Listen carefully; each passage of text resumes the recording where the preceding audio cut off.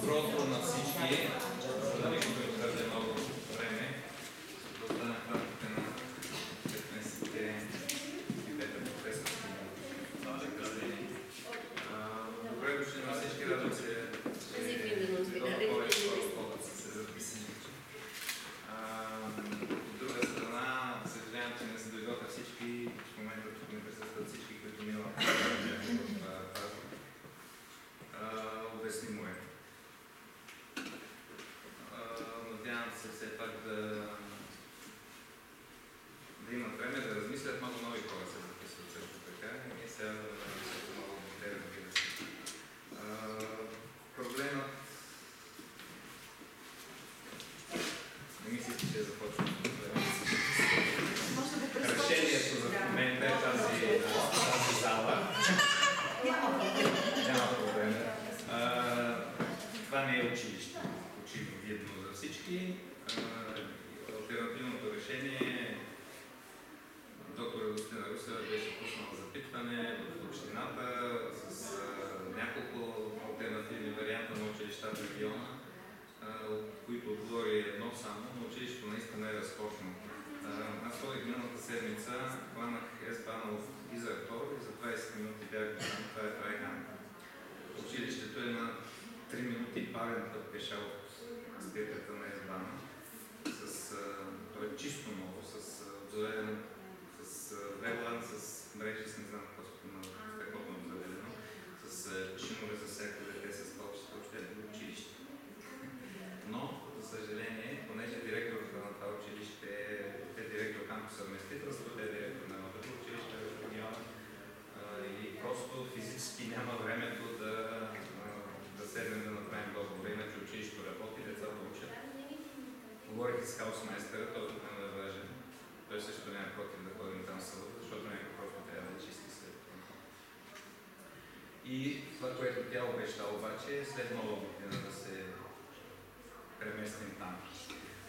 Разбира се, центъра на пазинг на 100 метра от S-бана и на 50 метра от Аркадите, като място, може би е по-удобно за родителите от гледна точка пазарна. Аз мисля, че от тук до край там с S-бана са някъде около 5 минути. Така че, да. Все пак, нали. И понякога има критики към нас, че сме някакво много по-демократично ръководство и винаги питаме родителите, но все пак, нали, училището не е някакво такова, дето съществува само по себе си, то съществува с родителите. Затова избрахме този вариант сега като начало на учебната година. Другият вариант беше петък, след 4 часа в сградата, в която завършихме миналата година. Но от допитването, което направихме до родителите миналата година, стана абсолютно ясно, че единствената подходяща е възможна дата за огромната част от родителите е събота сутринта. Днеска сме тук в неделя, по изключение. Занятията ще си бъдат тук събота сутрин в 9:30, както и миналата година. Друго много няма какво да кажа, всъщност има. Тази година всички родители, които сме на деца в това училище, сме членове на дружеството. Тоест училището не е мое, училището е мое дотолкова, колкото дъщеря ми в първи клас мой бебек, но той е ваше, дотолкова, колкото вашите деца са тук. И така по исторически причини, централата, ако можем така да го наречем, е в мой бебек в момента, но ние не искаме някакви хората тук да се чувстват някакси изоставени или нещо такова, защото училището е ваше. Вземете ли съвсем буквално, вземете се в ръце, както се казва на български, и това, което искате да се случва, просто го случвайте вие. Защото аз живея в Гизинг. Пътя до тук с кола в неделя сутрин, когато няма грам движение, половин час. И не бива да се разчита, че някой ръководство ще дойде и нещо ще направи. Хората, които трябва да правят нещата, са родителите и, разбира се, колежките. Ако на откриването в мой бюджет това едно нещо казва, което и тук искам да повторя, и с това ще приключа.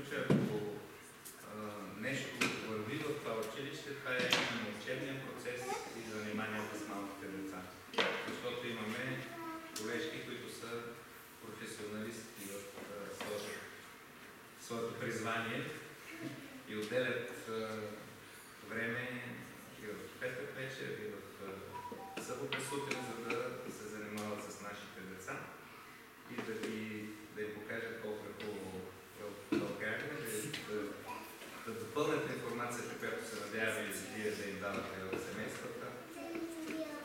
И това е, което мога да кажа за сега. Ако има въпроси, разбира се, може би по имейл най-добре или по телефон след това, за да дам думата на нашата нова директорка да се представи. Аз не бих искала да започна с представянето, но така е редно, да. Редно и колежките после се. Светелина Райкова се казвам.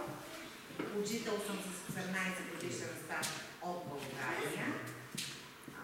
Специалността ми е български език и история.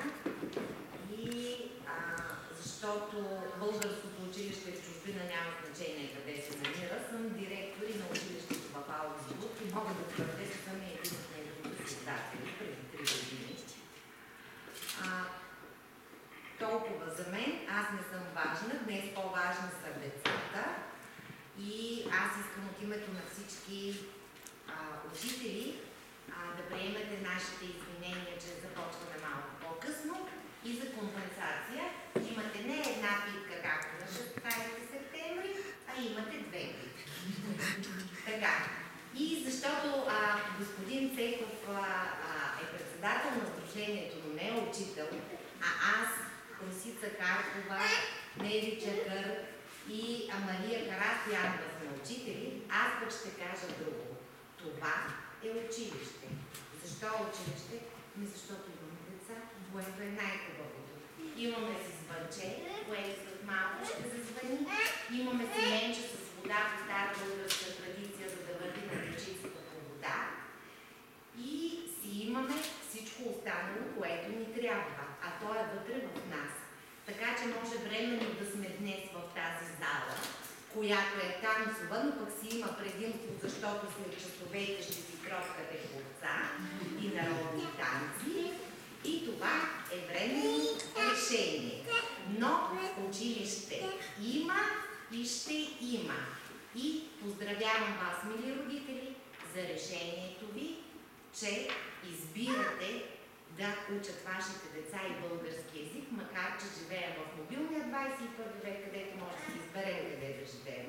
Но вътре в нас винаги ще остане един спомен за България. Още веднъж ви благодаря от мое име, от името на колегите, от името на управителния съвет, за това, че днес сте тук, за това, че имахте търпението и аз искрено вярвам, че от тук нататък нещата ще вървят по мед и масло. Добре дошла.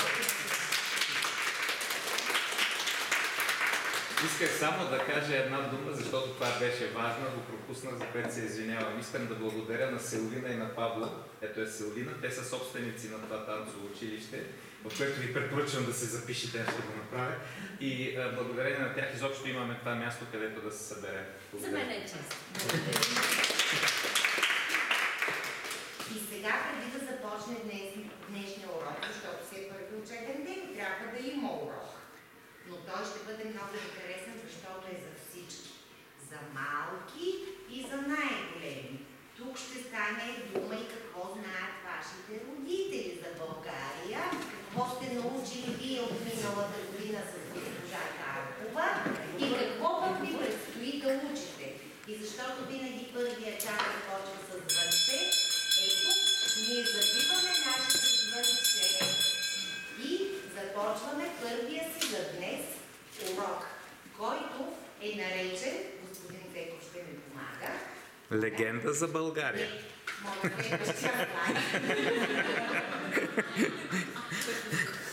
Нашият първи урок се нарича Пътешествие в нашата родина. Защото дори някои от вас да са родени в Германия, родината на мама или на тати си е България. Така че ние ще пътешестваме днес виртуално в нашата родина България. Мама! Баба е България. Ето го и нашето влакче, което е абсолютно съвременно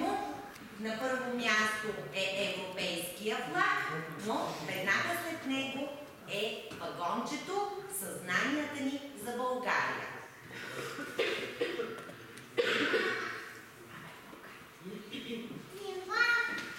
Нашата родина България е на 1335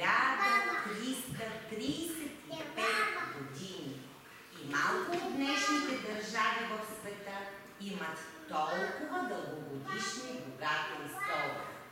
За съхраняването ни като народ най-важна роля играе българската духовност.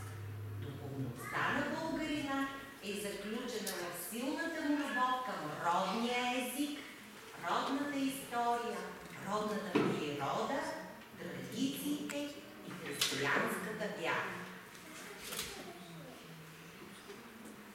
Ето я нашата България на картата на Европа. Тя е мъничка, вижте колко е малка, но пък се намира на толкова важно място, че винаги за нея се е водила борба. Но въпреки това, хората, които са живяли преди нас, не са я дали на никого. А ние днес сме къде? Ето тук, нали? Не сме много далече от нашата родина. Това са пък по-големите градове в България и може би някои от вас са родени там или техните родители са родени там или пък са ходили през лятото на почивки, на екскурзии. Господин Цеков, не се разсейвайте. Това е националният флаг на България, който ще бъде трети клас, знае. И имаме какво още? Главния град, как се нарича? Я да видим петокласниците. Как се нарича главния град? Столицата. Столицата на България е коя? София. По човекът и обществото с госпожа Карпова ще учите тази година още веднъж за тези символи на България.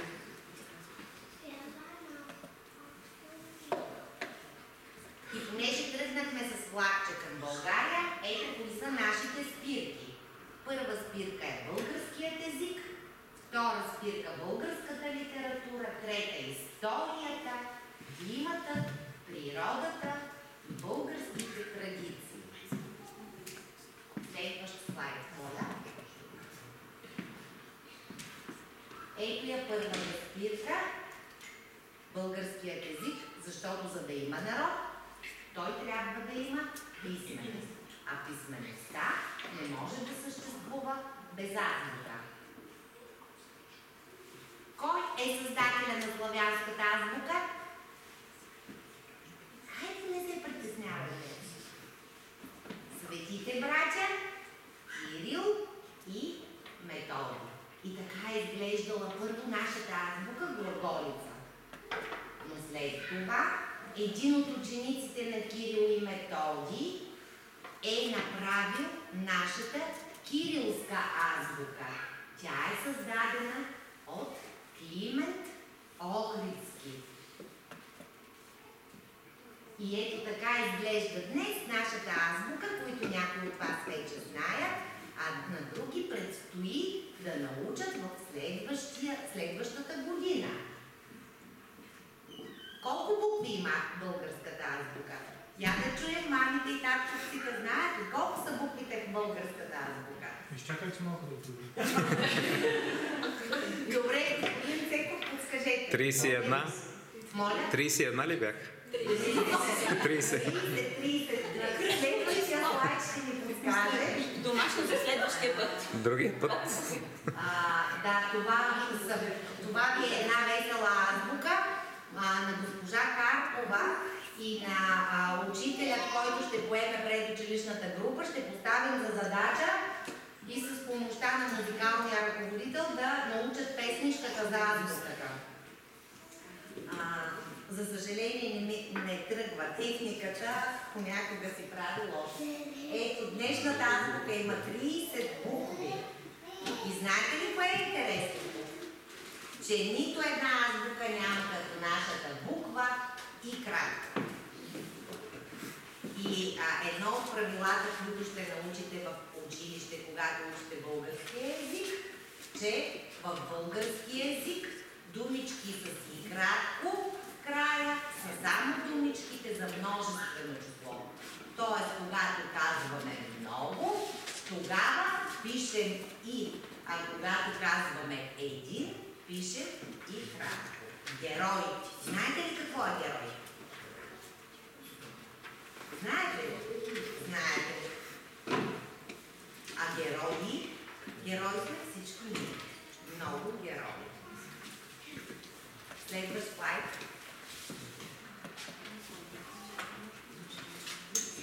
Тук са различни правописни правила, те са за малко по-големи ученици.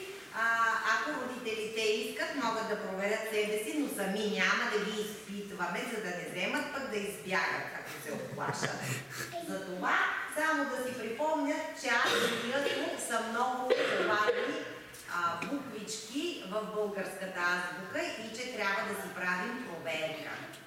И това нашите и вашите деца ще научат, когато идват на българско училище и няма да правят правописни грешки. Следващия слайд. Да, това е за проверка, само като информация.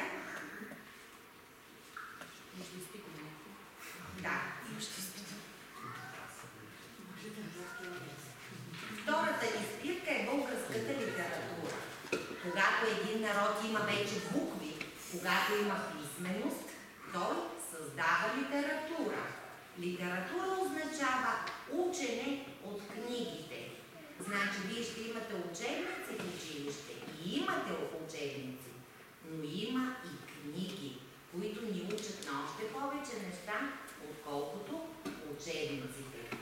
И колкото е стара държавата България, толкова е стара и българската литература. Тя съществува от 9 век. По математика сте добри и можете да сметнете от 21 век, като извадим 9, на колко години, на колко века е българската литература. Следващ слайд. Ето това са книжките, които е хубаво всеки един от нас да е прочел или да прочете.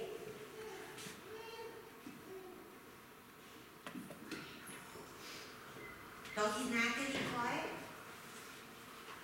Христо Ботев. И това е единствения български поет, на когото стиховете са написани с златни букви във френската Сорбона. Това е най-престижното френско училище. И сега ще помоля една майка да зачете с стиховете от най-известното Ботево стихотворение. Има ли доброволци или татковци?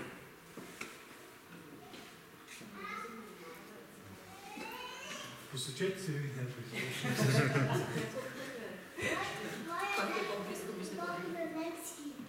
Добре, ще го научиш на български. Когато ти научиш добре българския, ще го научиш на български. Следващ слайд, господин Цеков.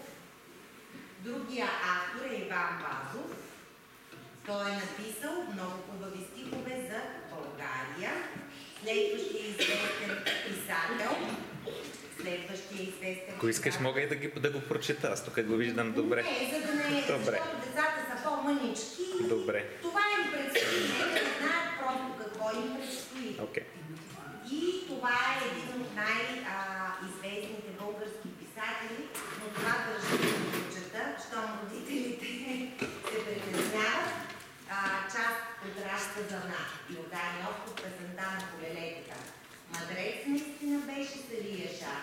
Много неща беше видял, много нещо беше преживял, но едно беше ясно за него. Смъти с нещастие пълен този. Но все пак има нещо, което е хубаво, което стои на всичко друго и това е любовта към хората.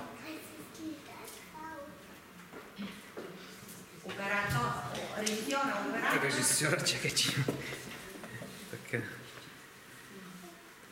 И сега любимия на децата Елин Пелин, защото той освен за възрастни, пише и за децата. И следващото, което ще видите, аз Коя е тази приказка? Дядовата ръкавичка. Тръгнал. Може да. Не тръгна колко разказва. Може да успее. Някой от децата да е чел случайно някаква ръкавичка? Ами трябва още не. Тръгнал дядо за горица, изгубил си ръкавица. Нещеше на пътя на ръкавичката, дошла мишката.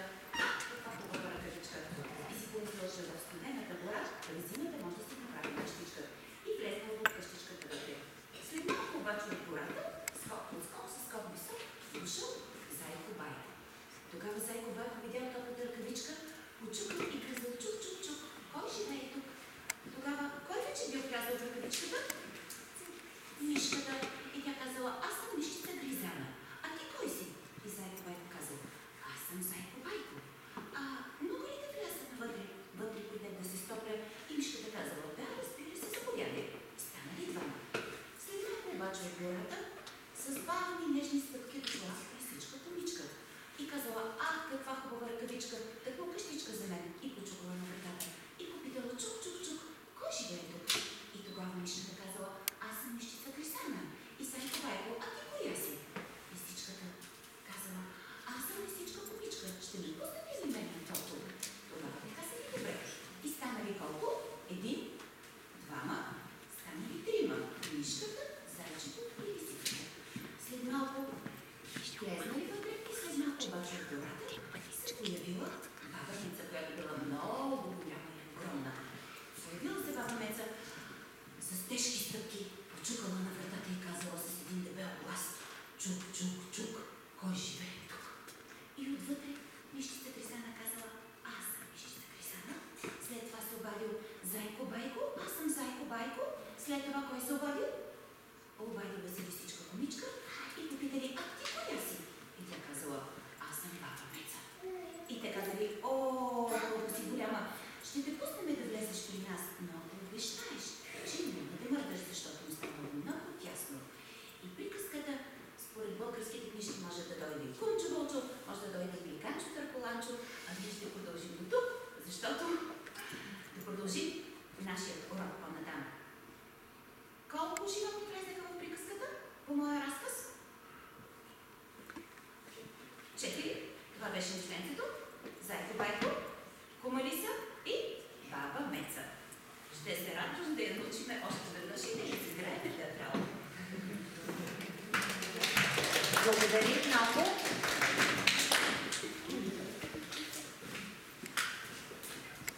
И нататък българските земи в древността. Всъщност вие трябва да знаете, че като най-стара България в България са живяли едни от най-известните древни народи. Траки, древни гърци, римляни. И днес в България има такива културни забележителности, каквито има и по целия свят, но и на България не липсват.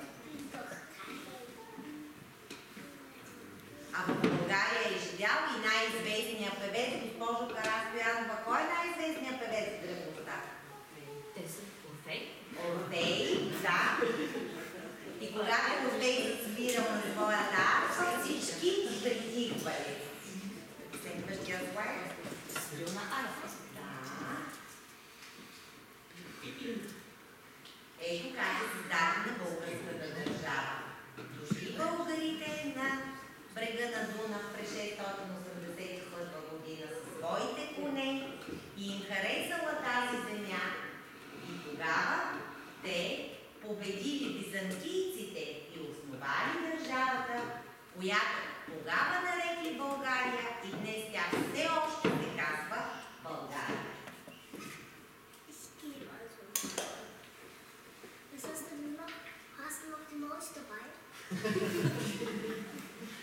Какъв прекрасен немски.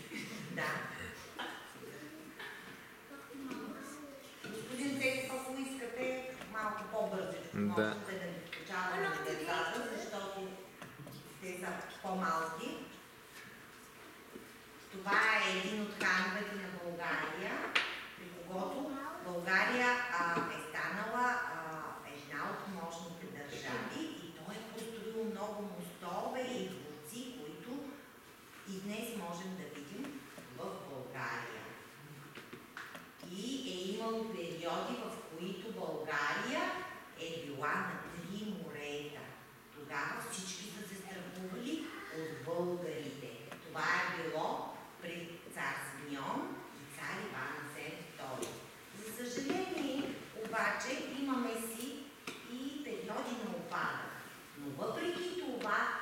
пораженията и тежестта скаляват духа на българите и те винаги са били силни.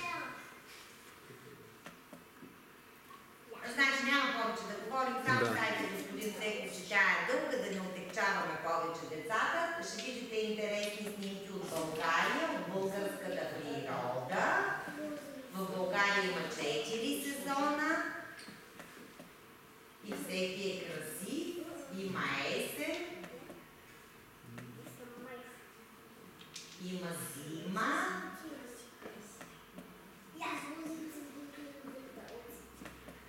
имаме си море, Много хубаво даже. имаме си реки, много реки, имаме си планини, да, и лифт има на планините, точно така, ето че знаете. Ама още днес не сте се отпуснали. Имаме си пещери с много хубави скални образования. Точно така, браво! Ето че знаете. Знаете сега ще знаете. Да, знаете сега ще знаете, ама не искате да кажете. Така, имаме си водопади, имаме си езера и всичко си имаме. Ето го Черно море. А това са нашите обичаи и традиции. Тук какво правим? Кога го правим това? Хайде да ни кажеш. Какво виждаш там? Сурвакари. Кога сурвакари? На Нова година. А тук виждаме кукери и как се прескача огъня за здраве и как ядем кълбичка и яйце. На кой празник? На свирни заговори. Тук виждаме как пък на Лазаров ден и на Цветница младите момичета плетат венци от цветя, каквито цветя има само в България. Играят кора. Тук какво правят? Какво правят? Боядисват. Великден, точно така, браво. Боядисват яйца. Да. Тук са отново хубавите момичета и хубавите момчета, които полеят момите на люлка. И това е нашата родина. Ние можем и цял ден да си говорим за нея, а пък това сме ние. Много ви благодаря за вниманието. Дано да не сме били много отекчителни. Действително презентацията е направена за малко по-големи дечица, но пък нека те да са подготвени какво им предстои.